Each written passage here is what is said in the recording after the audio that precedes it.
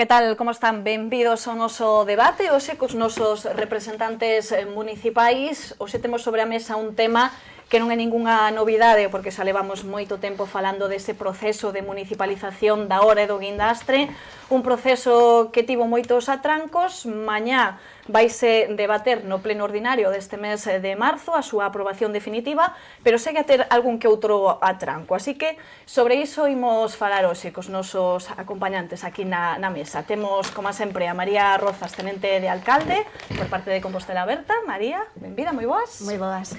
Por parte do BNG temos ao seu voceiro, a Rubén Cela. Benvido, Rubén. Moi boas. E á miña esquerda teño a Alejandro Sánchez Brunete, concelleiro do PP. Alejandro, benvido, moi boas. Hola, Silvia, boas. E acompáñanos por parte do PSOE o seu voceiro, Paco Reyes. Paco, benvido unha vez máis. Moi boas. Moitas grazas, moi boas, Silvia. Pois imos comezar por este proceso de municipalización da Hora. Non imos agora a repasar toda a historia deste proceso porque son moitos meses falando desta cuestión, desta municipalización. Supónse que tería que ir chegando á súa fin, como decimos, mañá irá a debate o pleno ordinario. Pero hai un último atranco que é un reparo suspensivo por parte de intervención e antes de que se debate se poida votar sobre esa aprobación, teríamos que saber se se levanta ese reparo suspensivo para que se poida finalmente votar a favor de que saia adiante esa municipalización. Recordamos que sería a asunción directa por parte do Concello deste servizo que agora está externalizado. Así que comezo cunha pregunta moi directa. Hai que levantar ese reparo para que se poida debater. Que expectativas hai? Vaise levantar? Cal vai ser esa votación? María, comeza vostede. Cal é a idea do goberno neste caso? A ver, a idea do goberno é que ese reparo suspensivo pon nunha situación complexa ou inviable a municipalización destes servicios se non se levanta e non só destes servicios, sino en servicios futuros, non? Porque o reparo, o que ten no fondo, o que esgrime a intervención municipal, que foi quen fixo o reparo, é a imposibilidade de remunicipalizar, non? Tendo en conta a actual marco normativo restrictivo coas municipalizacións, restrictivo con que os concellos asuman a xestión directa de servizos, non? Ese marco que coñecido pola Lei Montoro, que pois dificulta moito que dende a administración pública se preste servizos, non? O obxectivo é que se externalicen, que os presten empresas privadas, non? Mañán atoparemos na situación de que hai que levantar ese reparo suspensivo, se queremos dar o debate sobre a municipalización do Guindastre agora, se non se levanta o reparo suspensivo, como ben di a palabra, suspéndese a tramitación e non se pode debatir o expediente de municipalización onde o goberno leva 2 anos traballando con moitos obstáculos que xa todos sabemos, non? E con todos os problemas que houve durante estes 2 anos, con sentenzas judiciais polo medio e con anulacións de adxudicacións, porque todo comezou por unha anulación dunha adxudicación que se realizou no ano 2011 e que unha sentenza judicial dixo que se fixo de forma incorrecta. Mañán nos vemos na situación de facer unha interpretación pois flexible, unha interpretación que teña en conta os intereses do público do actual marco de Lei Montoro, ou ser máis montoristas que Montoro e seguir a rasatabla o que nos di Montoro, non?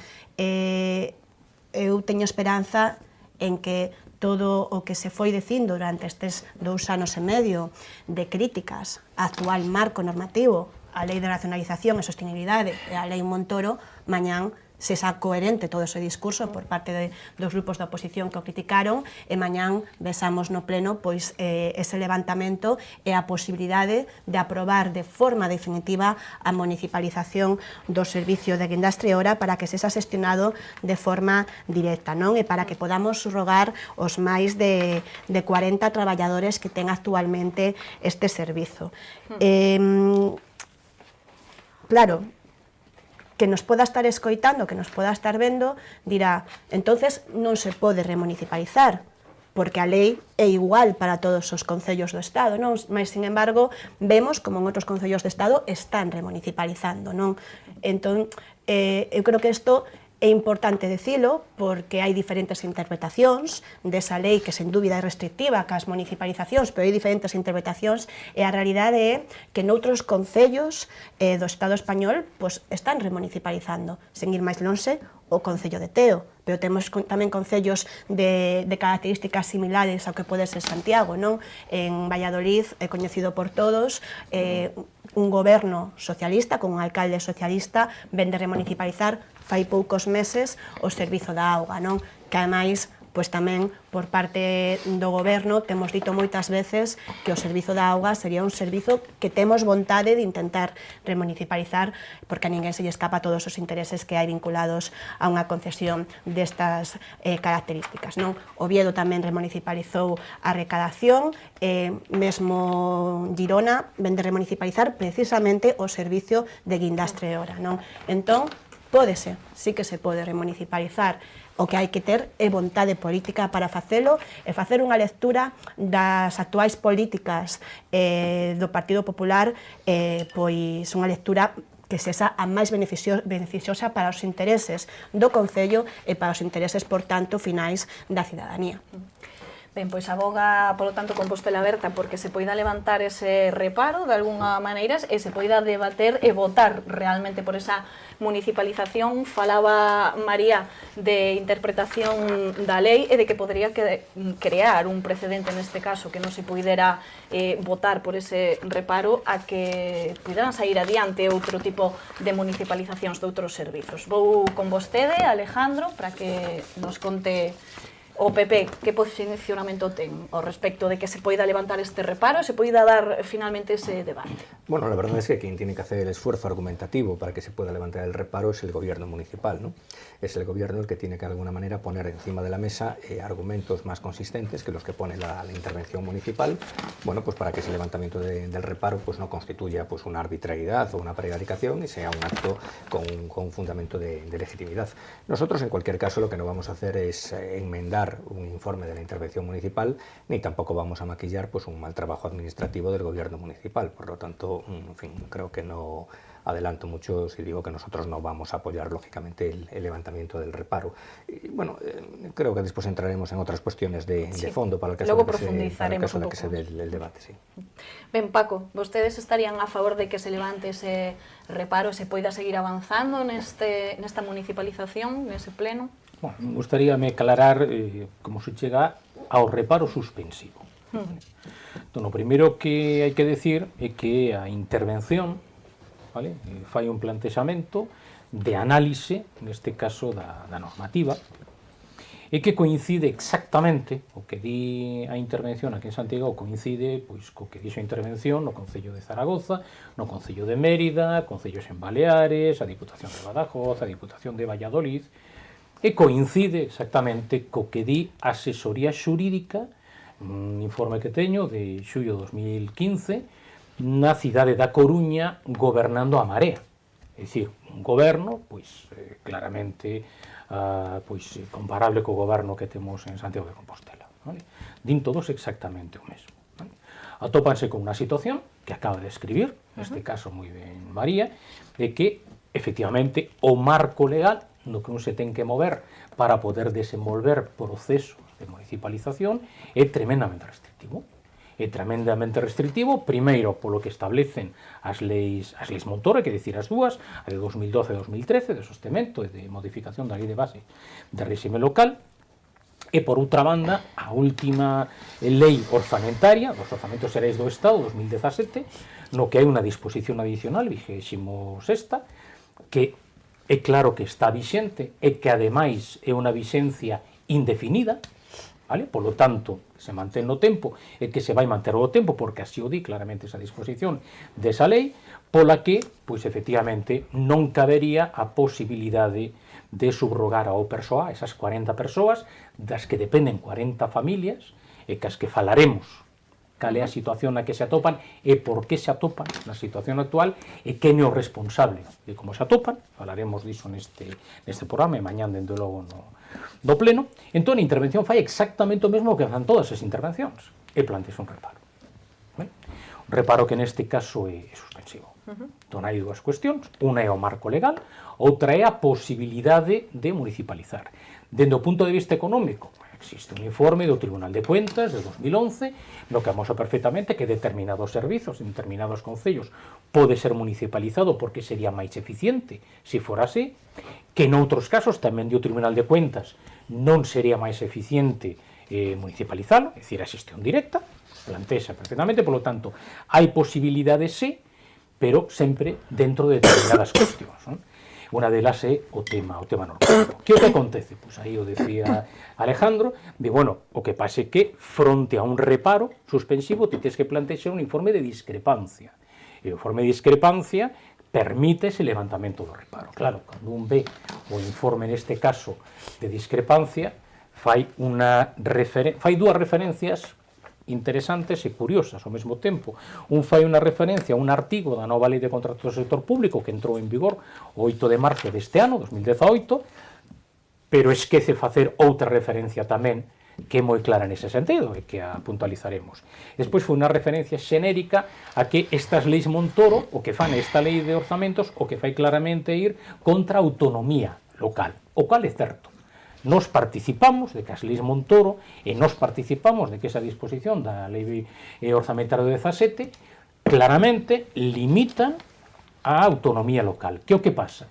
Que se ti queres superar esa limitación nun Estado democrático como é o noso, o que tens que facer é convencer a poboación para que nas novas eleccións vote unhas opcións de esquerda, neste caso, que poidamos derogar esas leis cas que nós non estamos de acordo e que entendemos que están agredindo a autonomía local, modificalas e, polo tanto, poder levar adiante. Pero o que non é da bondo de dicir, bueno, a miña vontade política non é aceptar esa lei. Claro, dura lex sed lex. Dicir, a lei é dura, pero é a lei, polo tanto, hai que cumprila. O que temos que facer é convencer a cidadanía, decirlle que con esas leis non é posible, non permite en moitos casos poder facer unha xestión directa dos servizos públicos e, polo tanto, modificar a lei e, polo tanto, a partir de aí, sí, poder levar adiante o que nos entendemos que ven avalado neste caso por informe do Tribunal de Cuentas que di que sí que existen servizos que poden ser máis eficientes prestados directamente. Ben, pero dicía, despois da explicación do contexto que nos acaba de dar Paco, pero non nos vai dicir se están a favor dese levantamento do reparo. O que temos que entender despois desta explicación? Ti sabes, entraremos máis a fondo se queres en puntualizar, pero ti sabes que nos como grupo fomos, somos e seremos tremendamente respetuosos cas institucións. Por lo tanto, nos entendemos que os primeiros que teñen que escuitar o posicionamento do noso grupo municipal é o pleno. Obviamente, aquí hai 3 concelleiros dese pleno, pero faltanos uns cantos, eles teñen dereito a ser os primeiros que escoiten o posicionamento noso con respecto ao sentido do voto. Creo que falo en nome dos meus compañeiros se digo que non temos ningún problema en enterarnos da postura do Partido Socialista neste debate de Correo Pasa que Televisión. nos entendemos que ten que ser precisamente no marco do pleno. Falamos de marco normativo, no marco do Bueno, pleno. Paco que lle dar emoción aos plenos, que xa son bastante emocionantes, Paco, pasan vostedes moitas horas ali Este debatendo vai sobre ser, todo. este vai ser.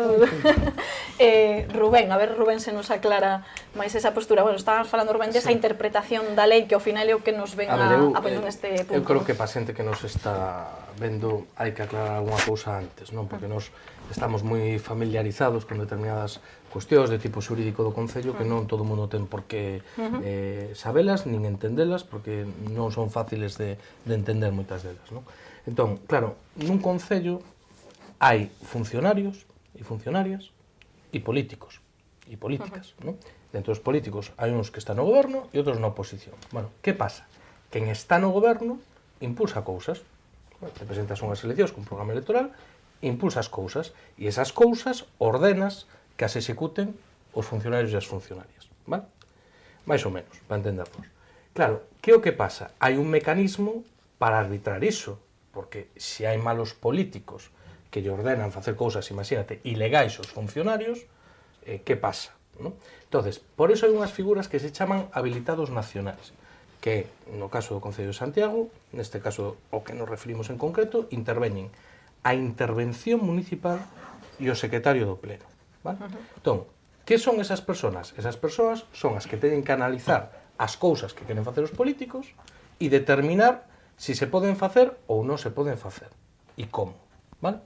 Entón, Compostela Aberta di, eu quero remunicipalizar a hora do guindastre, e desta maneira, e con este expediente, e desta maneira, e yo pasan a eses habilitados nacionais. Que din os habilitados nacionais? Que son os árbitros deste partido. Penalti e expulsión. Penalti e expulsión. A interventora municipal di que é ilegal, que se toma ese acordo é ilegal, e por eso paraliza todo, e o secretario di que non emite un informe contrario. Previamente houve outros informes, por exemplo, da xefa de personal do Concello de Santiago, que dixo que tampouco se podía facer, que era contraria á lei. Non? Bueno, ese reparo é suspensivo. Non é tan fácil levantar un reparo suspensivo. Para que a xente que nos este vendo o entenda, no Concello de Santiago ten pasado de todo. De todo, E cando digo de todo, é de todo. Vale, en 40 anos nunca se levantou un reparo suspensivo en pleno. Nunca. Nunca. Bueno, eso non é unha casualidade. É porque é unha cousa que non é menor. Quere dicir que non se pode levantar? Non. O criterio de interventora non é palabra de Dios. É dicir, é o criterio de interventora, que é moi, moi importante. Pódese levantar? Bueno, pois se o pleno decide que se pode levantar, poderase levantar. Que ten que facer o grupo de goberno se quere que se levante? Bueno, presentar un informe alternativo que contradiga a opinión da interventora. Cal é o problema para min?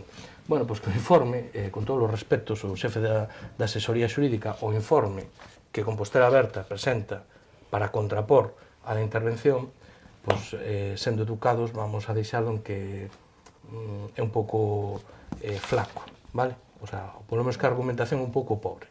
Por qué? Porque basicamente o que ven decir é, mire, en base á autonomía local, cada concello ten a legitimidade para autoorganizarse como estima oportuno. Non? Con ese criterio, vamos, é que se Compostela Aberta mantivera no futuro ese criterio, poderíamos facer moitas cousas. Porque, claro, María, e non só María, o alcalde e tal, intentan establecer isto nunha dialéctica que é falsa, pero, bueno, o tempo dará e quitará razóns. A dialéctica é o con Montoro ou contra Montoro, non? Entón, eles en teoría son contra Montoro e calquera que non este con eles está con Montoro, non? Entón, claro, eu o que me pregunto é por que non se contratan bombeiros en Santiago. Porque en Santiago fan falta bombeiros e sobra o diñeiro. Queda máis diñeiro sin gastar que Dios no Concello de Santiago. Pero non contratan bombeiros. E non contratan policía local, que fai moita falta. E non contratan xente para a brigada municipal, que non, é unha cousa curiosa, verdad? E máis, mira, acaban de anunciar que van facer un albergue e non o van levar funcionarios, van a contratar unha empresa para gestionarlo. Claro, anunciaron que van a abrir unha ludoteca e non van a ser funcionarios, van a contratar unha empresa para gestionarlo. Entón, por que non fan eso? É que Compostela Aberta non é de esquerdas? Non, Compostela Aberta, formalmente, pelo menos é de esquerdas. Non o fai porque non pode, porque non o permite a lei. Porque non o permite a lei. Pódese saltar a lei? Eu digo que sí. E incluso moralmente, éticamente, políticamente, eu podo defender en determinadas circunstancias. Vale? A cuestión é se esta a cuestión fundamental, porque, oi, postos a decir que nos dá igual a tasa de reposición de efectivos, que nos dá igual a disposición dos orzamentos de 2017 que está vigente, a normativa e demais, eu creo que había outras cousas bastante máis interesantes para saltarse a lei que esta. Pero, bueno, en calquera caso, é unha opción. A mí o problema fundamental do expediente non é o reparo. Para mí o problema non é o reparo. Para mí o problema, e o será que me equivoque, para mí o problema é que o día seguinte de que se aprobe isto, se chega a aprobar, un xulgado declare nulo de pleno dereito. Porque o día seguinte temos un problema. E tal e como está montado o expediente, oxalá que me equivoque. Se aproba a municipalización de vostede ou... Sí.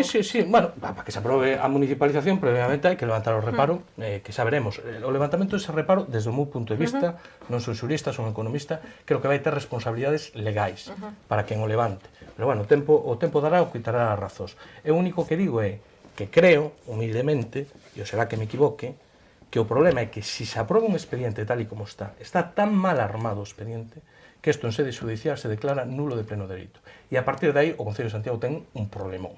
Non un problema, un problemón. Oxalá que me equivoque, pero mira, o problema é que noutras ocasións, e remato con isto, mira, ao principio de todo este proceso, cando chegou a sentencia de setembro de 2015 que anulaba o contrato a Setex, eu dixen ao alcalde e dixen ao secretario, dixenlle, mira, estades vos equivocando. Vos non podedes empezar a remunicipalizar cando hai unha sentencia que anula este contrato. Non fagades o animal porque vos van a pedir unha indemnización del copón despois como fagades eso. No, que ninguén vai pedir nada. Pedir unha aclaración de sentencia porque non se pode cumprir a sentencia remunicipalizando. Primeiro cumprir a sentencia e despois remunicipalizar. No, que non hai nada que aclarar, que está aclaradísimo. Bueno, por desgracia, tivemos razón e despois, claro, chega unha sentencia do Tribunal Superior de Justicia de Galiza que condena o Concello de Santiago a pagarlle 700.000 euros por nada, pola cara a unha empresa que non fixo nada. Hoxe, o alcalde nunha entrevista dixo que a ver se se aclaraba o bloque, non? Si estábamos cos pesos ou cas pesetas. Eu son máis de pesetas. 700.000 euros, máis de 120 millóns de pesetas. 120 millóns de pesetas que llevamos a pagar a empresa dual porque uns señores decidiron que non había que adjudicarles no seu momento. Advertímoslo. E máis, dixémoslle, mire, e non vos fiedes de nós. É o meu criterio. Eu creo que Dual vai a reclamar os seus dereitos como segunda concesionaria. Preguntadelle ao xuiz. Tan fácil como eso. Oiga, señor xuiz, quero cumprir a sentencia. Vale cumplir a sentencia remunicipalizando? No, aquí non hai nada que preguntar. 120 millóns de pesetas que pagarán a escote todos os veciños de Santiago a unha empresa por nada. Entón, eu oxalá que me volvo a equivocar. Eu digo de verdad. Oxalá que me volvo a equivocar. Porque se este acordo se chega a tomar e se anula judicialmente, o que vamos a ter é a todos os traballadores na rúa, o servicio anulado, e posiblemente responsabilidades legais para a parte da corporación. Entón, oxalá que me equivoque, que non pase nada, que todo sexa moi rico e moi abundante, pero creo realmente que as cousas se fixeron moi mal, que levantar un reparo suspensivo dunha interventora municipal ten que estar tremendamente ben motivado. O informe, eu quero dicir só unha cousa, todos os informes que se presentaron en todo este procedimento son contrarios, todos. E o único que non é contrario que o dunha persoa que trae de confianza ao goberno como xefe do Servicio Xurídico do Concello, di, bueno, eu creo que este é un tema confuso, polémico e que pode haber diferentes interpretacións. E eu interpreto que é posible facelo. Eso sí, non podo asegurar que se poida facer. Esa é a gran seguridade xurídica ca que se vai aprobar todo isto. Entón, bueno, en fin, eu xa digo, o tempo dará e quitará razóns e eu encantaríame comer as miñas palabras, porque o digo de verdade, non teño ningún interés, vamos, son o último que quero é que os traballadores por culpa de responsabilidade de Compostela Aberta se vayan á calle, eso sería terrible, porque, por certo, unha das mentiras, e remato con isto, verdade, unha das mentiras do goberno que máis rabia me dá, eu expliquei aos traballadores entenderon o perfecto onte cando se reuniron con nos, entenderon moi rápido, non? E os representantes de Comisións Obreiras tamén o entenderon moi rápido e rapidamente nos deron a razón. Os traballadores, mañá, se non se aproba isto, vanse ir á rúa. Pero sabes de quen é a responsabilidade?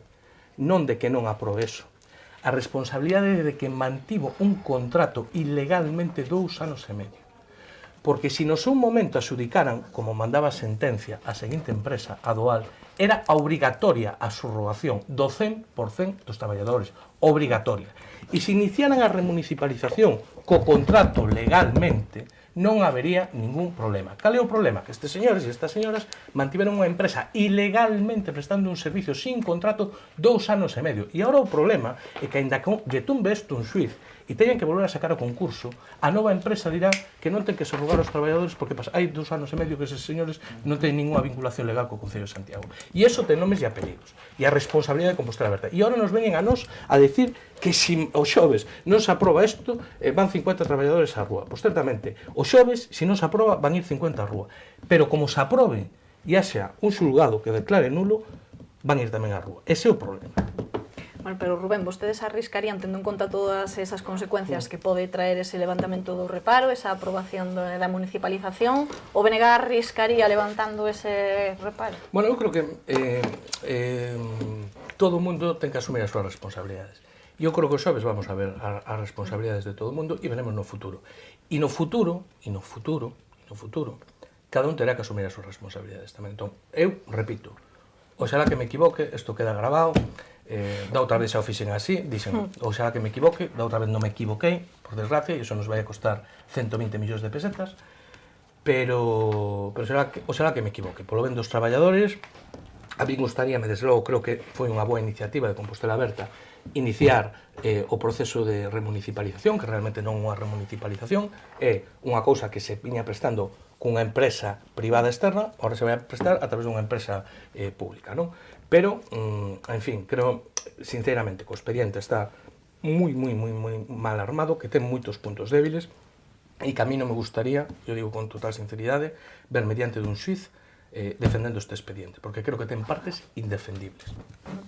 Ben, pois, non sei se quere reflexionar, Sí. María, sobre o que se acaba de decir na mesa, pero quería que introduciran xa tamén nesta quenda un dos problemas que ten esta municipalización, que acaban de mencionar, agora acaba de mencionalo Rubén, que é que se vai facer con eses traballadores que agora mesmo están prestando o servizo a través desa empresa, dese Tex Aparqui, e que terían que ser asumidos polo Concello, non? Que é o que asumiría ese servizo. Entón, pois tamén para que comecemos a falar dese problema que é unha das grandes preocupacións de todo este proceso. María. Sí.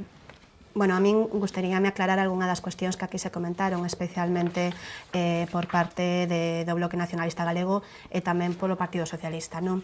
Pero comenzando polo final, por o que comentaba Rubén, o voceiro do Bloque Nacionalista Galego, eu non me vou a posicionar se son de pesos ou pesetas, vou poñerme de perfil nesta situación, non?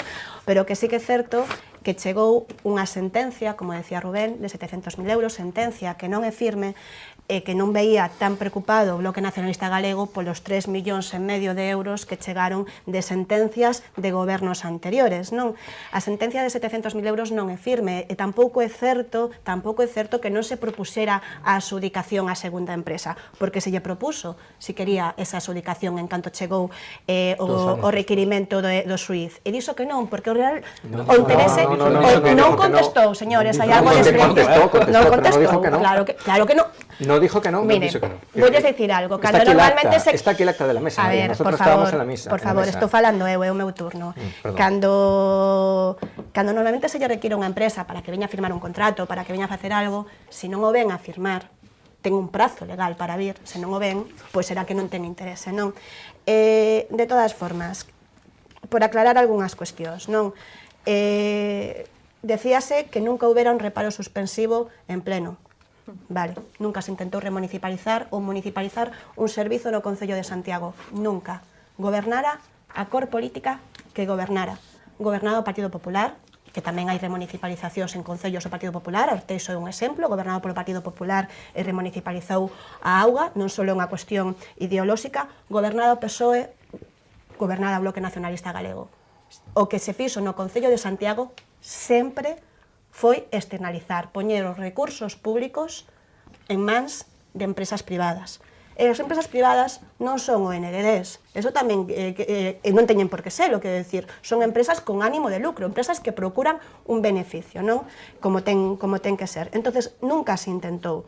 Claro, escoitábamos agora o Bloque Nacionalista decir que o expediente está, pois, non está ben montado, na súa opinión. Eu ás veces cando escoito a algún político dame a impresión de que somos políticos, arquitectos, enxeñeiros, xuristas, economistas, todo ao mesmo tempo, porque sabemos de todo, aínda máis que os que realmente son especialistas nese campo, como pode ser o director da asesoría xurídica cun grande prestixio que hai actualmente no Concello de Santiago, non?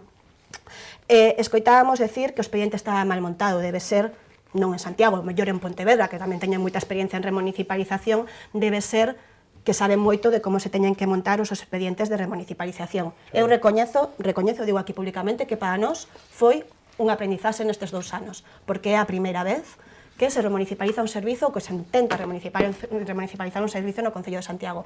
Para nós e para todos os funcionarios que puseron o seu esforzo en que este expediente continuara adiante, que tamén é de agradecer, porque os expedientes, os documentos administrativos, o fan os funcionarios, non os políticos. Os políticos tomamos decisións políticas, non?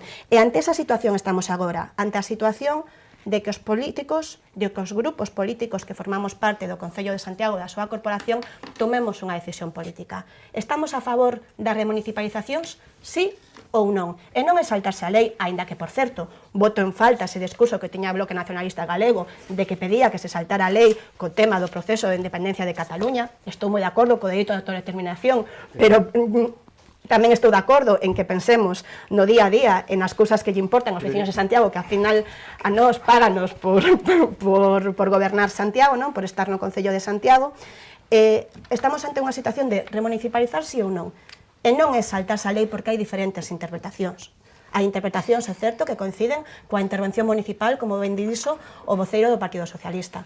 Porque nunca dixemos o contrario. Dende o goberno sempre dixemos que este é un tema complexo e que as interpretacións xurídicas eran diferentes nalgúns casos. Por qué? Porque tamén é unha situación nova. A lei de orzamentos é do ano pasado, as leyes Montoro non teñen tantos anos, non? Pero hai diferentes interpretacións, hai informes que así o avalan, hai concellos que así o avalan.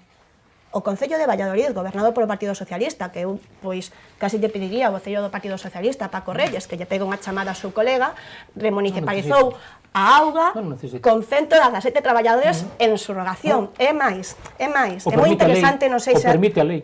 É moi interesante. E que o caso de Valladolid o permite a lei, María. Pois é exactamente o mesmo. Non é o mesmo. É unha empresa pública que pasa o Concello. María, é que o problema é que teña sentencia. É que eu tamén anteño, Paco. É unha empresa privada que, de feito, alegou nos xulgados, e terás por aí a sentencia, alegou nos xulgados que non se lle permitía ter os seus intereses para o seu beneficio privado. E o xulgado que lle contestou foi precisamente que hai un dereito da autonomía local e que os concellos se gobernan e teñen a decisión de xestión directa ou externalizar un servicio en función das súas decisións políticas e en función da xente que os goberna, que foron votados democráticamente, non? Entón, xa remato que parece que estou tendo moitos problemas. Que antes Alejandro foi o máis concreto a pregunta que fixe. Sabo rematando porque faltame a última parte que facías ti mención, non, Silvia? Claro, decía o voceiro do Bloque Nacionalista Galego, saltémonos a tasa de reposición, encantaríame, pero aí sí que non hai diferentes interpretacións. Non hai diferentes interpretacións. E tamén me gustaría saber cal é a postura de todos estes grupos se eu levo un orzamento, un cadro de persoal o pleno que se salta a tasa de reposición, porque se agora en un asunto que hai diferentes interpretacións non queremos asumir a interpretación que vai máis a favor dos nosos principios supostamente políticos, porque eu me cansei durante estes 3 anos de escoitar o Bloque Nacionalista Galego e o Partido Socialista falar de que estaban a favor das remunicipalizacións e agora non queremos asumir a interpretación máis favorable, bueno, pois é bastante incoherente, non? Perdóname que diga así, pero é bastante incoherente. Eu nunca pensei que o Bloque Nacionalista iba a adoptar un posicionamento no que había posibilidade de remunicipalizar e iba a poñerse a favor das interpretacións, como decía antes, máis montoristas que Montoro. E acabo co tema dos traballadores, non? Estamos antes unha situación complicada, se mañá non sale a remunicipalización para os traballadores. Claro que sí, non? O que sí que é certo que son 40 familias, eso que estamos falando, de 40 familias, do futuro de 40 familias, e que para nós é o máis importante, e por iso tamén solicitamos a súa subrogación, que podan continuar prestando servicio desde a xestión directa do Concello. En esta mesa, ou en debates anteriores, eu teño escoitado propostas como eliminar o servicio, unha proposta que ven do Bloque Nacionalista Galego, eliminar o servicio da hora. Que hai detrás de eliminar o servicio da hora? Detrás de eliminar o servicio da hora está eliminar 30 postos de traballo, que son os que se dedican ao servicio da hora. Algo menos, 27, perdón. Eliminar 27 postos de traballo, porque se non se presta o servicio, como se fai en Pontevedra, non hai traballadores que o teñan que realizar, non? Entón, tamén, cando damos os debates, deámolo seriamente, porque estamos a falar do futuro de 40 familias en Santiago. Bueno, despois terá tempo Rubén de contestar a estas palabras de María, esa proposta que ten o BNG. Imos con Alejandro, que antes foi bastante breve, respostando a esa pregunta. No puedo ser tan disciplinado en mis respuestas breves, porque despois no vuelvo a aparecer en el debate en media hora. Foi o único posicionamento que voy a ver si me desquito un pouco ahora, ¿no? Bueno, pois faga vostede a reflexión que queira e tamén falamos dese problema cos traballadores. Empiezo por los trabajadores, ¿no? A ver, los trabajadores se sitúan ante 3 escenarios posibles. Un escenario es que estos trabajadores de una empresa privada pasen a ser subrogados y pasen a ser empleados públicos del ayuntamiento, que haya, pues, se plantee algún tipo de demanda judicial y que desgraciadamente pues acaben en la calle como consecuencia de que el gobierno municipal haya promovido un proceso en contra de la legislación. El segundo escenario es que entren a trabajar, pero que en un determinado momento se vean obligados pues, a pasar un concurso oposición con el conjunto de las personas que están desempleadas en la ciudad y acaben perdiendo sus puestos de trabajo, que en el marco de una empresa privada pues, han venido siendo puestos de trabajo indefinidos durante años y años. Y la tercera posibilidad es que efectivamente entren, no pase nada y se queden fijos sin tener que someter su plaza a ningún tipo de concurso o oposición. Claro, de las tres posibilidades, hay dos que son posibilidades de alto riesgo para estos trabajadores. Y lo que es curioso es que son trabajadores que por primera vez en muchísimos años se van a ver sometidos a una situación de incertidumbre como consecuencia de esta propuesta del Gobierno Municipal de Compostela Berta. Hasta ahora pues estaban en una situación de trabajadores indefinidos en una empresa privada con una estabilidad en su puesto de trabajo. Es ahora cuando se les abre un marco de incertidumbre y esto es curioso, ¿no? Lo cierto es que el alcalde los expone, porque el alcalde pues efectivamente les promete una tierra prometida, que es la condición de empleados públicos, pero acceder a esa tierra prometida implica hacer una travesía muy peligrosa y muy sometida a riesgos de incidencias judiciales. En definitiva, les embarca en una aventura pues teniendo en contra pues muchísimos informes de legalidad. Por lo tanto, lo que cabe expresar desde aquí es la preocupación pues, por este colectivo de trabajadores, pero vuelvo a insistir, están siendo embarcados por el alcalde de Santiago, que además los toma como escudos humanos. Porque ahora dice la señora Rozas algo que ya ha dicho el alcalde en las últimas horas, que si mañana no se aprueba la municipalización, se suspendería el servicio de la hora y los trabajadores irían a la calle. Eso sería una responsabilidad exclusiva de Compostela Berta y además una mezquindad, porque el alcalde ha ido prorrogando el contrato con esta empresa durante 2 años y medio, fuera del marco legal, y oiga, si mañana no se aprueba la municipalización, puede seguir prorrogando los servicios que presta esta empresa hasta que se abra un nuevo concurso y haya una nueva tributaria privada. Por lo tanto, esas amenazas son una utilización muy mezquina de la situación laboral de estos trabajadores. Pero yo quisiera, Silvia, entrar, digamos, en el fondo de la cuestión, ¿no? Porque antes preguntaba usted por las ventajas de la municipalización. La gente puede preguntarse qué es esto de municipalizar. A ver, en Santiago... Preguntei no antes de comezar o debate, claro, por si alguén está perdido. No, claro, es que yo creo que tenemos Pensaba que hacer lanzar esa pregunta, pero... un cierto esfuerzo de didactismo y empezar por el principio, ¿no? ¿Qué es municipalizar al respecto del servicio de hora? A ver, la hora, que son unas siglas, es un acrónimo que significa ordenación y regulación del aparcamiento, es un servicio necesario. Ordenar el aparcamiento, evitar que se acumulen los coches en la calle, etcétera, etcétera. Un debate distinto, y ahí podríamos entrar, es el debate sobre si la hora tiene que costar dinero o puede ser gratuita, que es un debate muy interesante. Pero la hora en sí misma... Unha proposta que ten o BNG, sí, bueno, que fora gratuita esa... Eso podemos hablar después. Pero lo que es la ordenación y la regulación del aparcamiento, eso es algo pues, que es indudable que es necesario, por lo tanto se tiene que hacer. Y para hacerlo, el ayuntamiento puede hacerlo de 2 maneras. Con medios y con personal propio, o a día de hoy no los tiene, o confiándose trabajo a una empresa privada, que es el modelo pues, que se ha seguido en Santiago pues, desde hace muchísimos años, que implantaron los autodenominados gobiernos de progreso y que es en definitiva el modelo que se suele utilizar pues, en toda España. ¿Qué es mejor? Pues mire usted, los liberales más decididos dirán que es mejor que lo haga siempre una empresa privada. La izquierda más dogmática dirá que es mejor que se municipalice y que se haga de propia mano por el ayuntamiento. Y quienes nos situamos en el ámbito del centro político, en mi caso del centro derecha, no sé si existe todavía el centro izquierda, entendemos que lo que es necesario es valorar los pros y los contras. Y eso mismo es lo que dice la ley. Por eso la ley lo que dice es, ante la posibilidad de municipalizar, se tiene que reunir una comisión técnica y tiene que valorar esos pros y esos contras. ¿Qué es lo que ha sucedido aquí? Que ya antes de reunirse la comisión técnica y de tener encima de la mesa las ventajas y los inconvenientes, los miembros del gobierno municipal ya habían decidido votar a favor de la municipalización sin ver ni un solo papel de un expediente que es un expediente complejísimo y con muchísima documentación.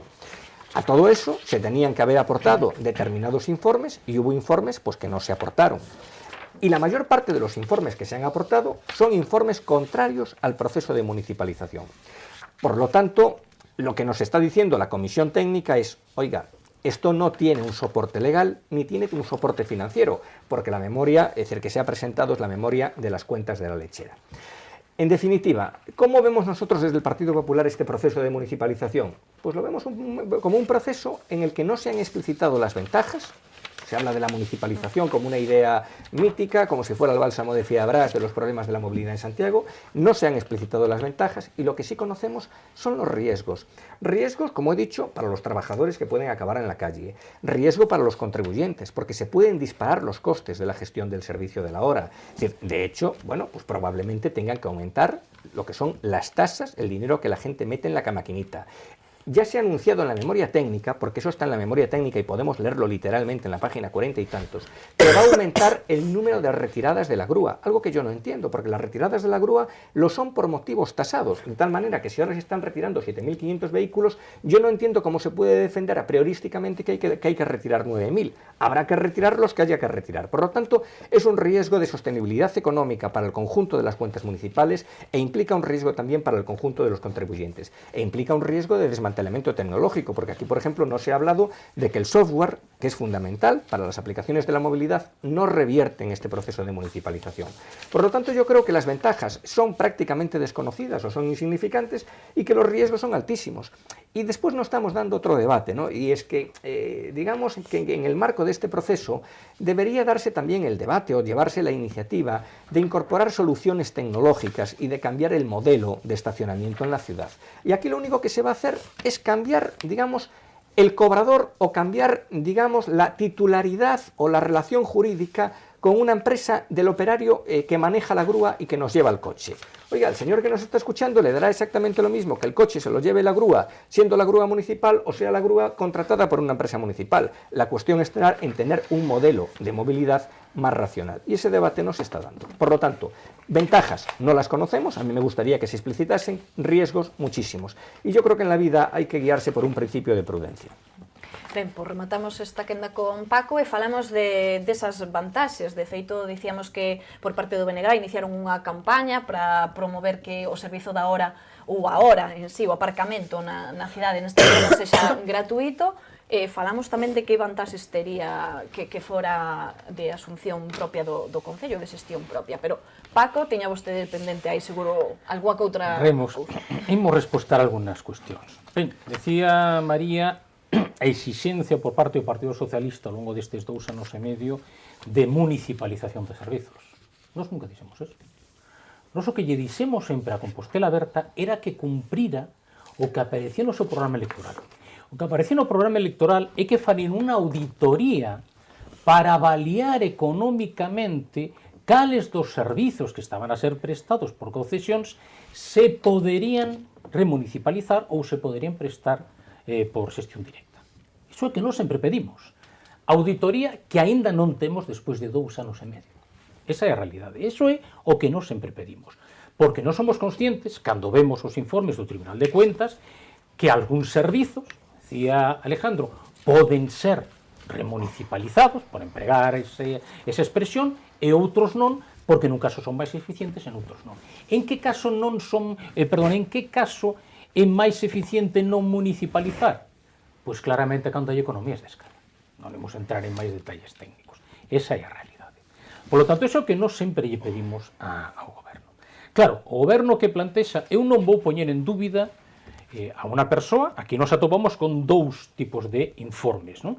Os elaborados por os habilitados nacionais, funcionarios, oposición en Madrid, que o seu posto deben a súa capacidade de oposición, vale? De ter aprobado o exame, e despois o que temos son 2 directivos, para min, habilitados nacionales, para min, con todo o recoñecemento para eles, dende o punto de vista profesional, pero que neste caso son elexidos de libre designación, digitalmente, 2 persoas, un para levar a asesoría xurídica, outro para levar a dirección de persoal e de Facenda, vale? Ben, cando un se atopa, por lo que decía antes Rubén, o informe que fai o asesor xurídico para tentar de levantar o reparo, claro, a min, que é o que decía antes, a min sorpréndeme que non fai referencia o artigo 308.2 da Lei de Contratos do Sector Público, que di textualmente: a extinción dos contratos de servizos non se poderá producir en ningún caso a consolidación das persoas que teñan realizado os traballos obxecto do contrato como persoal da entidade contratante. Isto é o que di a lei. Curiosamente se esquece o director de asesoría xurídica.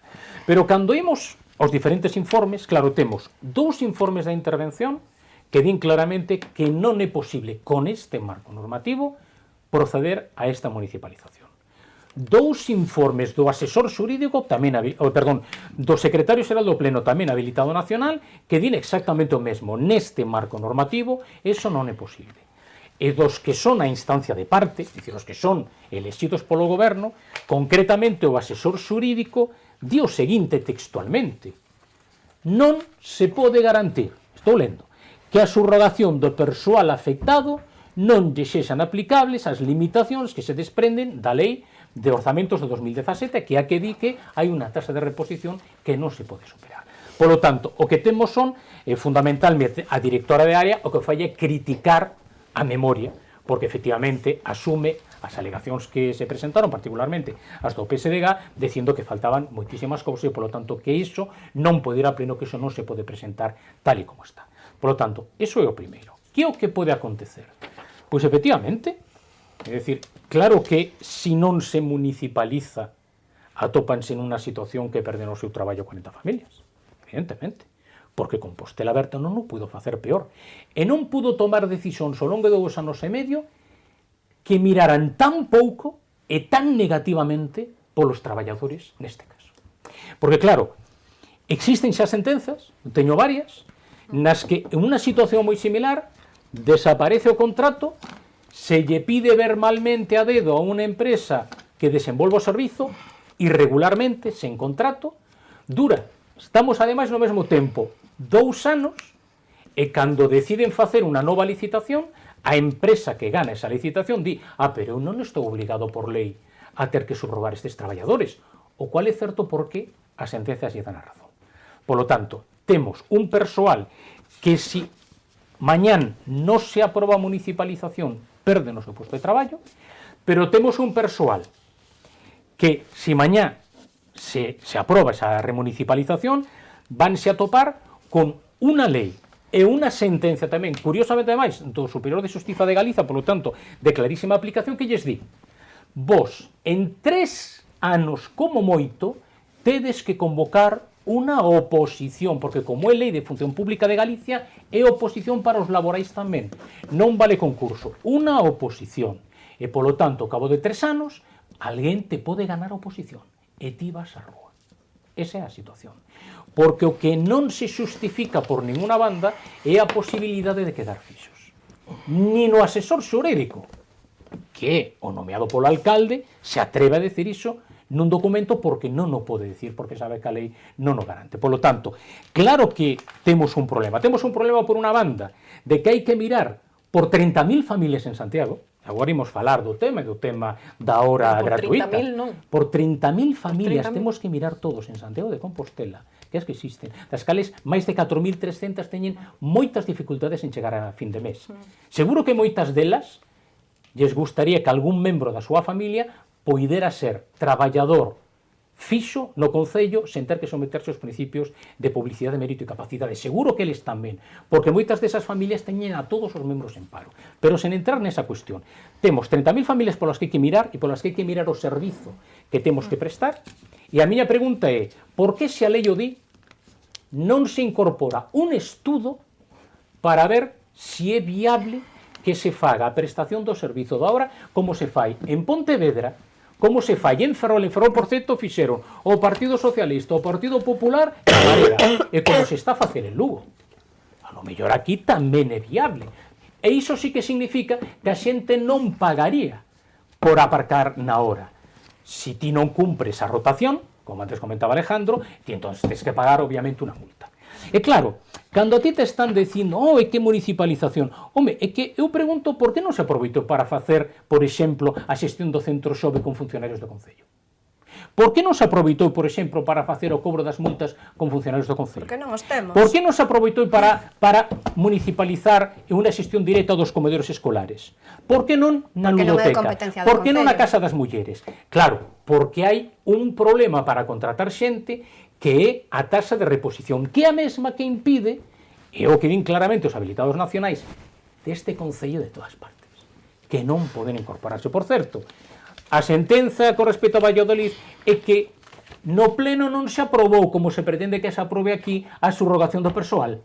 No pleno en Valladolid, que aproba precisamente a municipalización da auga, non aproba a subrogación do persoal. Ao non aprobar a subrogación do persoal, claro que a sentenza non pode ser contraria a iso. E xa remato neste tema porque interésame, porque fixo Rubén un comentario e dixo: eu non son xurista, non sei as consecuencias de levantar en falso, por así decirlo, dende o punto de vista xurídico, este reparo. Pois é moi sinxelo. Lei de transparencia que está en vigor, artigo 28, Rubén. Di, os compromisos de gastos en infracción do disposto nas leis de orzamentos, neste caso de 2017, ten as seguintes consecuencias. Primeiro caso, unha inhabilitación por un período entre 5 e 10 anos. Segundo, a obriga de restituir, no seu caso, as cantidades que ten perdido neste caso a Administración o Concello de Santiago. Falaba Rubén de un diñeiro que haberá que pagarlle, case con toda a seguridade, a Doal, el o falaba en pesetas, 120 millóns de pesetas. Claro, pero que o que tamén sabemos todos é que durante os 2 anos que sen contrato a dedo por recoñecemento extrajudicial de crédito nunha situación claramente irregular estivo Setesa Parque prestando o servizo, deixou de abonarlle por canon que era obligado, se fora unha concesión, ao Concello 110 millóns de pesetas. Xa vamos en 230 millóns de pesetas de perda económica simplemente pola xestión deste proceso por parte de Compostela Aberta. Como isto vai a xulgado e teñan que pagar do seu peto os concelleiros de Compostela Aberta 230 millóns de pesetas, lles desexo que lles toquen varios euromillones para poder facer fronte a iso. Ben, pois quedanos moi pouco tempo. Intentaba eu antes corrixir a Paco que falaba de 30.000 familias. Estaba eu pensando que falaba vostede das familias implicadas directamente. As familias son 40, as familias aquí implicadas. Efectivamente. Son 40 familias que dependen, Silvia, dunha actitude claramente frívola, eu digo así claramente, frívola por parte de Compostela Aberta en todo este proceso que ten a súa situación que chega neste momento, unha situación que podemos decir que pase o que pase, a situación non vai ser boa para estas familias porque non vai ser boa para estes traballadores. Por frivolidade en todo o proceso durante 2 anos. Máis ben será polo voto que presente mañá o Partido Socialista no, no pleno. No. Pero, A responsabilidade é vosa, María. Quédanos moi pouco tempo. Quédanos unha quenda para cada un. Eu quería tamén que falaran de, porque moita xente estará nos vendo este debate, o que se estará preguntando a xente de a pé e a nós en que nos vai afectar esta municipalización, en que vai repercutir na cidadanía van pagar o mesmo que ou máis. Que este asumido ese servizo por parte dunha empresa externa ou por parte directamente do Concello. Así que se poden introducir esta cuestión e xa rematamos nesta quenda porque se nos vai o tempo, Rubén. Vale, eu por contestar varias cuestións. A primeira, e empezando por onde acaba Paco, non? O debate político aguanta con todos, ella, vale? Entón, eu aquí opino A, esta señora opina B, aquel C e aquel D. E a tua opinión, a miña, todas respetables, e no debate político vale casi todo, e casi todo é opinable. Eu o que agardo é que este debate comece e remate no terreo político. Porque como remate no terreo judicial sí que non vale todo. Vale? E eu creo, honestamente, a miña opinión honesta, creo que isto no xulgado ten moitísimas probabilidades de declararse nulo de pleno dereito.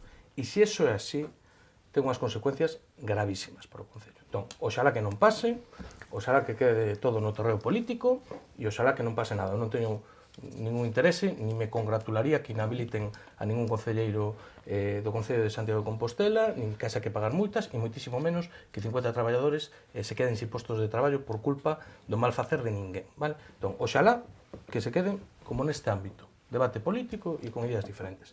O que creo é que non vai ser así. Entón, bueno, cada un terá a súa responsabilidade. Segunda cuestión, ventaxas. Eu son un firme defensor da xestión directa por parte dos servicios públicos E todo o que se poida prestar directamente polos servicios, polas administracións públicas, creo que se debe facer. E creo que debería ser a excepción aqueles servicios que están externalizados e que debería estar justificado. Eu non criminalizo que haxe determinados servicios que se poden externalizar, pero creo que non debería ser a norma. E o tempo demostrou que un servicio, por estar privatizado, nin funciona mellor, nin é máis barato, nin ten por que ser máis eficiente. Vale? Dito iso, a nivel práctico, para unha persoa que nos este vendo agora, en que mellora o sistema de Compostela Aberta para eles? É en nada. Cero. E eu así defendo. Creo que eso é mellor que o que hai agora, porque creo que é mellor que sea unha xestión pública. Cal é o problema? Que esta é a oportunidade perfecta para facer algo que mellorar aos veciños de Santiago. Porque que se os veciños de Santiago ao final van pagar o mismo ou máis, van a ter as mesmas zonas de hora ou máis, porque na memoria económica incluso se fala da posibilidade de ampliar a Conxo, a Santa Marta, La posibilidad a no, Fontiñas. la obligación que se Despois aquí xa nos exige había esas todo o goberno que medidas. antes das eleccións non o van facer. Incumpliendo la A memoria. cuestión é que pasaría despois. Pero bueno, a efectos prácticos, un veciño, unha veciña, bueno, e todo isto para que me vale? Pois ni siquiera para presentarte unhas oposicións, porque non as vai a ver. Vale? Entonces, a efectos prácticos, cero. Que propuñamos nós? Oiga, que se estudien outras posibilidades, porque comentaba algo Brunete que é verdad, mire, a tecnoloxía ten cambiado moito nestes termos, non? E neste proceso de remunicipalización non se plantexa ninguna mellora tecnolóxica. Eu creo que hai outros sistemas de xestionar isto, e que había posibilidades de acordo co comité de empresa a través de presubulacións, recolocacións, o servicios alternativos necesitan personal para atendelos tamén, non son sin personal. E despois, bueno, hai outros alcaldes, outras alcaldesas, hai un alcalde de Izquierda Unida en Ferrol, pois que non se dá por empezar a cobrar por ahora, neste momento, non? Pero, bueno, son opinións, en calquera caso. Compostela Aberta ten un criterio moi conservador, nese sentido, desde o meu punto de vista, e mantén o mesmo sistema, e é que os veciños lle ten exactamente o mesmo efecto. E por último, porque, claro, a demagoxia ten as patas un pouco cortas, non? Entón, claro, decía María, o das leis e que botaba en falta o Bloque, que di que en Cataluña, que tal, e que tome, que tal. Claro, mira, eu son dos que penso que as leis, por termos xerais, están para cumplilas. E as leis inxustas están para cambiarse. E para cambiar leis inxustas, ás veces hai que desbordalas. Pero as leis, con carácter xeral, hai que cumplilas. Porque, mire, esta señora, eu estou convencidísimo, que é unha republicana de convicción e antimonárquica, e se senta todos os días diante dun cuadro do Borbón ali no Concello, e non o retira, e estou seguro que o Borbón non lle fai moita gracia, pero non o retira, está todos os días co Borbón detrás. Por qué? Porque marca a lei, vale? Entonces, claro, eu estou disposto, eu non sacralizo as leis, María. Mira, eu no seu día, cando éramos máis novos, estábamos co tema da insumisión, houve moita xente que nos opuxemos ir ao servicio militar, e moitos compañeros meus que acabaron na cárcel por defender non ir ao servicio. E naquel momento era ilegal. Eu teño pendente, e terei que pasar a disposición judicial seguramente, pois mira, por protestar contra unha visita de Angela Merkel e chupar uns porrazos da policía. E acabarei eu tendo que responder judicialmente. Terei que responder judicialmente por entrar no Pazo de Meirás a protestar polo espolio da familia. Eu estou disposto, en determinadas circunstancias, a sobrepasar a lei. Porque creo que é necesario. Se non houbera xente nesta vida disposta a sobrepasar a lei, as mulleres non teríades dereito a voto. Vale? E en Sudáfrica seguiría habendo apartheid, e habría moitísimas cousas, non habría unha zona laboral, nin habría moitos dereitos. Se non houbera xente, en moitos momentos históricos, dispostos a saltar sobre lei. Pero este non é un caso tan épico, vale? Eu o que digo é, eu estou a favor da remunicipalización, pero as cousas teñen que estar ben feitas, porque de pouco vale que se poida aprobar estos xoves, se o venres alguén mete unha denuncia no xulgado e tumban todo, porque é moi doado de tumbar. De pouco valerá, vale? E por último, o tema dos traballadores. Mira, eu son un firme defensor dos dereitos dos traballadores, e os traballadores están facendo o que teñen que facer, que é defender con uñas e dentes os seus postos de traballo e os seus dereitos laborais. É o que teñen que facer. E os representantes deses traballadores, exactamente o mismo. Ahora ben, eu creo que para unha persoa de esquerdas, creo que María o é, claro, isto cando menos é un debate un pouco contradictorio, non? Porque hai que defender os dereitos dos traballadores, pero eu creo que María defende un principio constitucional que é que o acceso á función pública debe estar privado, o sea, debe estar baseado nun principio de igualdade, de mérito, de capacidade e demais, non? Porque ela que é a xefa de personal do Concello, supoño que falaría con algún interino estes días do Concello. Non sei se falaches, eu sí. E os interinos do Concello como que non están moi contentos, porque din, oi, que injusto, non? Eu levo 9 anos traballando no Concello de Santiago, pasei unhas oposicións e unhas probas selectivas para poder estar aquí, e vai haber traballadores que non pasaron por ningún proceso selectivo, veñen dunha empresa privada contratados cada un da súa maneira, que ao final van a ter unha categoría laboral máis estable que a miña. Pues, oye, é discutible, porque María no primeiro pleno decíanos que o que iba a pasar é que, bueno, entraban en Tusa e que a partir de aí iba a haber un período de tempo onde estaban eles nesas plazas e despois irían a concurso esas plazas, non? Pues que o que se viña facendo ata agora. Esos traballadores tampouco lles valía, con razón tamén, eu entendo, un traballador de 55 anos, di, oi, a mí non me digas que me vas a remunicipalizar para sacarme ao meu posto en oposición dentro de 3 anos e competir cun chavalito de 20 ou 25 anos que pode estar todo aí estudiando. Non? Entón, que é o que acontece? Non, agora o que nos din é, non é a TUSA, é o Concello, e é, na práctica, pois unha porta por atrás. Bueno, discutible, vale? Eso, para mí, parece un tema complexo. É o único que quero deixar claro. E o último, e con isto remato, os traballadores quedoulles moi clarito, por certo, é que se Compostela Aberta, en vez de ignorar a sentencia judicial de setembro de 2015 a executara, e naquel momento exudicara a empresa dual, hoxe, con independencia do que pasara no pleno, os traballadores non perderían o seu posto de traballo. Ben, quedanos moi pouco tempo, quería concluir, e vou ir por aquí, para que remate logo vostede, María, porque xa non nos queda case tempo, quería concluir con esa idea de que vantaxes ve cada un en que se pudera municipalizar o servizo, ou se non ven ninguna neste caso. Paco, vostedes verían algunha vantaxe, algo beneficioso para os cidadáns, por que se teria que municipalizar? A mí gustaríame primeiro deixar claro unha cousa. Falaba Rubén de que non lle quere mal a ninguén, nós tampouco. De feito, nós sempre que tivemos a oportunidade, cando se constituiu a Comisión Técnica que fixa memoria, cando houve que votar esa memoria, en cada reunión da Comisión Técnica, no pleno que aprobou inicialmente a memoria, sempre nas últimas comisións, sempre insistimos no problema, nas deficiencias que tiña o traballo, nas deficiencias que tiña o intento de sustento xurídico diante do marco normativo para que non acontecera un problema que pode acontecer, eu comparto que digo, bueno, é moi probable que se mañá se aproba o venres ou o luns teñamos un recurso ou unha demanda no xulgado, e a partir de aí sí que veñen os problemas. Por lo tanto, non vai ser por nós. Como tamén é certo que non vai ser por nós o problema que podan ter os traballadores, porque nos defendimos no seu momento, fagan vostedes as cousas como teñen que facelas, cumpran a sentenza, executen a sentenza como hai que facela, evidentemente ao final se veu como había que facelo, dello no adual, e polo tanto eso efectivamente vai dar estabilidade a estes traballadores. Non o fixeron, insisto, porque foron uns frívolos en todo este proceso. E aí hai 40 persoas, 40 familias que van pagar esa frivolidade. Non vai pagar Compostela Aberta, van pagar eles, os traballadores. Pero a responsabilidade non vai ser nin do PSDG, nin do BNG, nin do PPDG. Neste caso vai ser de Compostela Aberta. Dito isto, cal pode ser as ventaxas dun proceso de municipalización concretamente para a Grúa e Hora? Pois mira, primeiro, había unha oportunidade clara que era a oportunidade de alo menos avaliar, facer o estudo de ter unha hora sen pagala. É dicir, unha rotación como teñen, insisto, en Pontevedra, en Ferrol e en Lugo. Tampouco estamos falando, vale, de Saturno nin de Neptuno, estamos falando de 3 cidades que temos moi preto de nós. Por lo tanto, esa é unha posibilidade. A outra posibilidade, home, cunha memoria ben feita, o informe da directora d'área, insisto, nomeada por libre designación por este alcalde, é que é demoledora ca memoria. Co traballo técnico é demoledora a propia directora.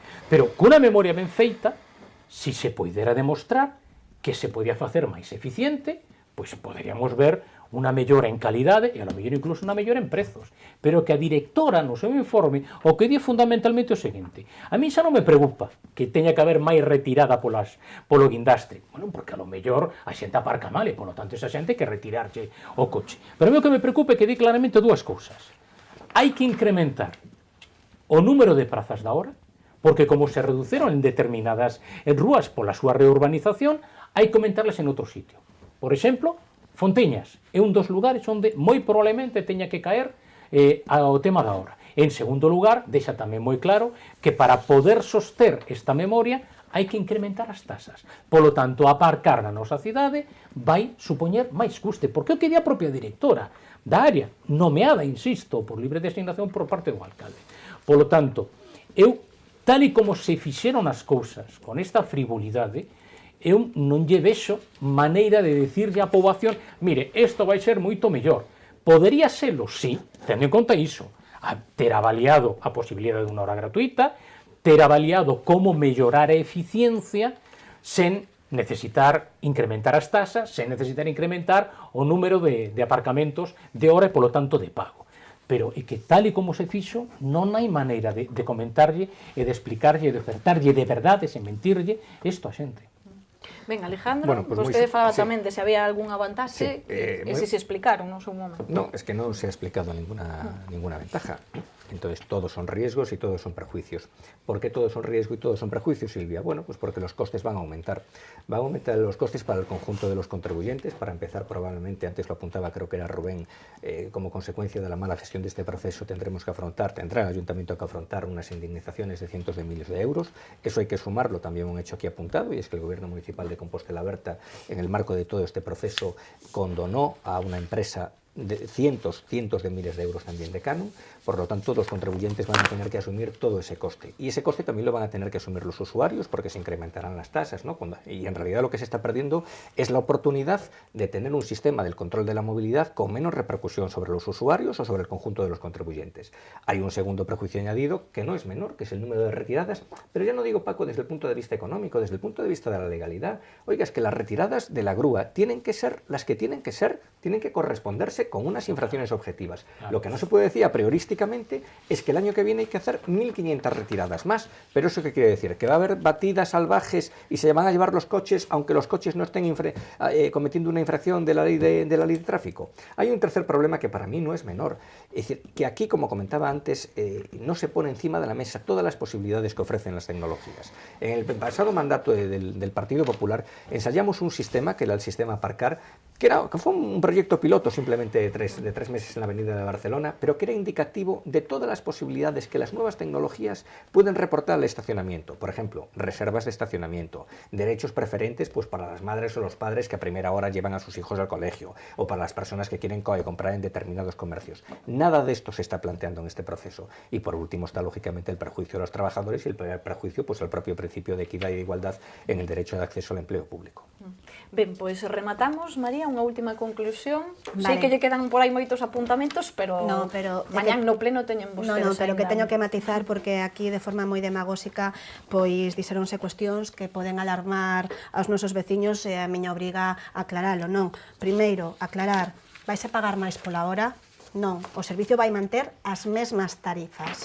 Vanse incrementar as retiradas de vehículos? Tampouco, porque o que se fai na memoria é unha media dos últimos anos. Eu quero recordar que, ademais, o prego e o contrato actual é de 2011, onde se falaba de 13.000 vehículos, bastante máis que agora, non? Exacto. Pero o único que se fai é unha media. Por que se fai unha media dos últimos anos? Porque a lei obríganos que no caso de ter vontade remunicipalizadora, de intentar remunicipalizar algo porque se pode, pois temos que garantir o equilibrio económico-financiero dese servicio que remunicipalizamos, non? E claro, quero aclarar isto, porque o voceiro do Partido Popular poñía en cuestión que o servizo vai a ser máis costoso para os veciños de Santiago polo feito de prestalo desde o punto de vista de xestión directa. E repito, debe ser que a empresa privada que xestionaba este servicio é unha neguede e entonces non tiña beneficios, non tiña beneficios, porque a ninguén se lle escapa que agora, ou se lle escapa a alguén, eu o digo, agora é un contrato millonario que está sendo prestado por unha empresa vinculada ao Grupo Mendes. Estes dos regalos de la hostia, como decía a voceira do Partido Popular, Paula Prado, non? E eses que tiñan ingresos millonarios, agora resulta que se presta o mesmo servicio de forma directa ao Concello de Santiago vai a ser máis costoso. A ver, non sexamos insenuos, pode haber servicios públicos. E entón por que non pagan? Bueno, eso é outra batalla. Por que non decidiron non pagar? Porque non Porque les teñen beneficios, condonasteis porque non teñen 300.000 euros ingresos. a una empresa privada. Que daremos coa Explicad liquidación. por qué les No, bueno, a ver, condonasteis, deixádeme por qué falar, les condonasteis esa por cantidad de favor, dinero. Brunete. Eso es lo que tenéis que Brunete. explicar. Porque eso es muy grave, ¿eh? Estou de acordo que é moi grave que unha empresa privada non pague o que teña que pagar. Pero se lo tenéis Eso que o exigir. veremos na liquidación. Exixíuselle. No recurristeis cuando teníais que recurrir, María. A ver, deixádeme, de verdade, eu creo que aquí todos fostedes moi educados, con todos vos, en deixando Sí, falar entre ademais a que lle tocaba, temos que rematar. cando me toca a min falar, non? Entonces, Temos que rematar que entran vostedes en debate sempre no último minuto. no. Vou rematando, vou intentar ser breve, de verdade, non? O que decía é imposible que unha empresa privada que busque un beneficio, como é lógico, porque o fin da empresa privada, ese mesmo servicio cando se presta polo público resulta que vai a ser máis costoso. A ver, vale, non fai falta ser de números para ver que algo non cadra, non? E despois, falábase da hora gratuita ou das ventaxas que vai a ter que ese servizo se remunicipalice para os veciños de Santiago, que ao final pois é o que lle importa aos veciños, non que ventaxas vou a ter se se remunicipaliza. En ese caso se falaba da hora gratuita.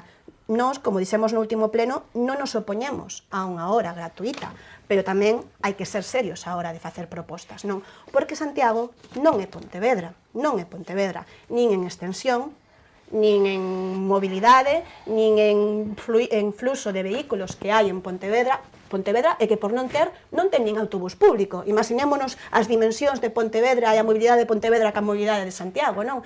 E o alcalde de Ferrol, meu compañeiro, non cobra pola hora, pero que perdoe, tampouco comecei a cobrar pola hora, Compostela Aberta tampouco comecei a cobrar pola hora. A hora cobras en Santiago desde que xa estaba gobernando o PSOE e o Bloque Nacionalista Galego. Entonces, non fagamos acusacións ás veces que non se sosteñen, non?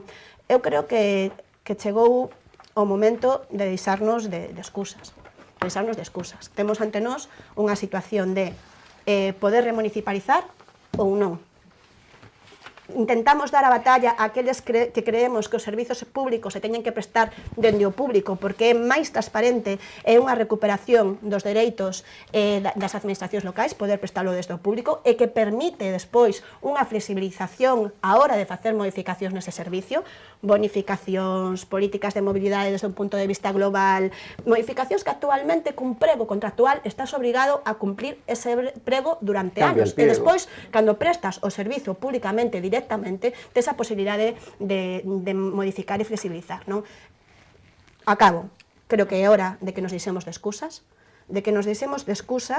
e, digamos, se estamos a prol de unha remunicipalización, este servicio será un precedente, porque se non estamos de acordo con remunicipalizar o que hai no futuro son outras batallas, e se non damos esta, non vamos a poder dar batallas futuras de concesionarias que todos sabemos que teñen contratos millonarios e que teñen casos coñecidos por toda a veciñanza de Santiago. Estamos a favor de remunicipalizar, e eu pregunto especificamente ao Partido Socialista e ao Bloque Nacionalista, saberemos mañán no pleno, estamos a favor de remunicipalizar e de recuperar os servicios para o público con unha interpretación flexible do marco restrictivo actual, pero que noutros concellos se fixo, e repito, fale co seu compañeiro do PSOE de Valladolid, alcalde de Valladolid, e pasa unha sentencia, porque hai 5 sentencias, 20 sentencias, de feito, Paco, que eres un pouco incoherente, porque primeiro me excusas unha excusa da sentencia, despois pois remato. E a túa coherencia con Coruña, que non municipalizan porque a asesoría xurídica di o mesmo que a intervención e o mesmo que a Secretaría Xeral aquí. Mañá veremos no pleno cal é a postura de cada un. Queremos remunicipalizar ou queremos tragarnos as políticas neoliberais do Partido Popular? Esa é a pregunta. Tedes que darnos seguridade xurídica para poder apoiar un proceso. A mesma que tuve Valladolid, Paco. Es miña. Aí deixou María esa reflexión no aire, e mañá no pleno veremos cal é o posicionamento de cada partido. Graciñas aos 4, como sempre, por estar aquí no noso debate. Rubén, María, Paco e Alejandro. Graciñas. E a vostedes tamén, graciñas por acompañarnos un día máis.